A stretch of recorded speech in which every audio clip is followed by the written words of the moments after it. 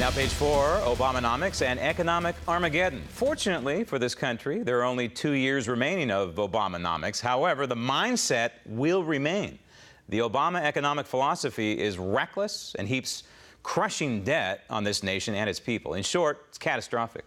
And this week, confirmation of such. The Congressional Budget Office, the CBO, is predicting that federal debt will exceed 100% of GDP in about 20 years if current deficit spending continues. At that point, it's a full-blown fiscal crisis for this country. Total debt would meet or exceed all the goods and services produced each year in the U.S. In other words, this country would be financially upside down, just like many mortgages are today.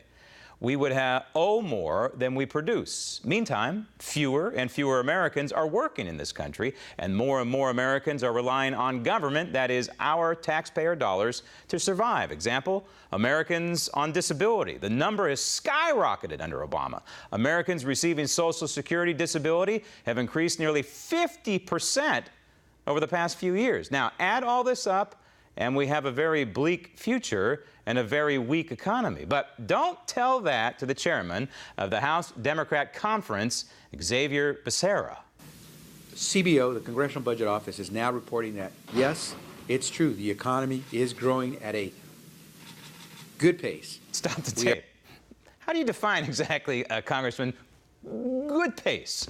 Would that be as defined by Barack Obama and Jimmy Carter, a GDP of about maybe 1 or 2%? Or would that be defined by Ronald Reagan and a recovery from that recession of around 5, 6, 7%? Could you explain, Congressman? Roll tape. We are seeing jobs created, so more than 11 million jobs, 58 straight months of job growth. Stop the tape.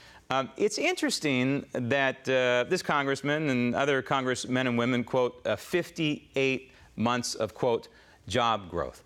Because Barack Obama has been in the White House for 72 months. I'm pretty sure it's 72 months. I haven't taken the Common Core math, but 12 times 6 years is 72 months, Congressman. So why would you cherry pick from 58 months forward? Could it be that the numbers don't look so good when you look at the entire picture? The entire 72 months, Congressman?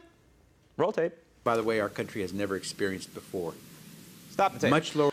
Congressman, I hate to correct you again, but I'm going to give another figure. I'm going to throw this one at you. 92 months. You know what 92 months is? That was the Reagan recovery from 1982 to 1989. We have never experienced 92 months of straight growth in this country. Those are the months to remember, Congressman, not the fake Obama months. Roll tape.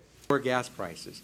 And stop something that you're taking credit for lower gas prices now? Ooh, I don't know about that one. You know, if you really look at gas and drilling in this country, those oil leases were set back during the Bush administration. It takes years for them to unfold and eventually reach the market, if you will, not under President Obama. Roll tape. I think it is worth noting because you got a whole bunch of folks in Congress who say just the opposite without the evidence. Well, the evidence, as the CBO is telling us now, is that the cost of making affordable care American in this nation through the Affordable Care Act, 20% lower in the cost of doing that than what was initially estimated by the very own Congressional Budget Office. Stop the tape. So what the congressman is excited about is the fact that it's going to cost you and me and everyone in this country $2 trillion over the next 10 years to pay for Obamacare. He's excited about that. So I guess we all should be excited about that, right? So back to the CBO, the Congressional Budget Office, which is not exactly the Rock of Gibraltar. Here's what the CBO did not include in scoring Obamacare: a 3.8% surtax on investment income, Medicare payroll increase, a surtax on health savings accounts, the medical device tax, black liquor tax hike, whatever that is, the tanning tax, and there are a half dozen others. All of these taxes are destructive to the American economy and to the American people, and all of them dumped on us by a Democrat Congress and a radical president. Coming up next, Hillary and what difference does it make, part 2. as the Daily Ledger continues.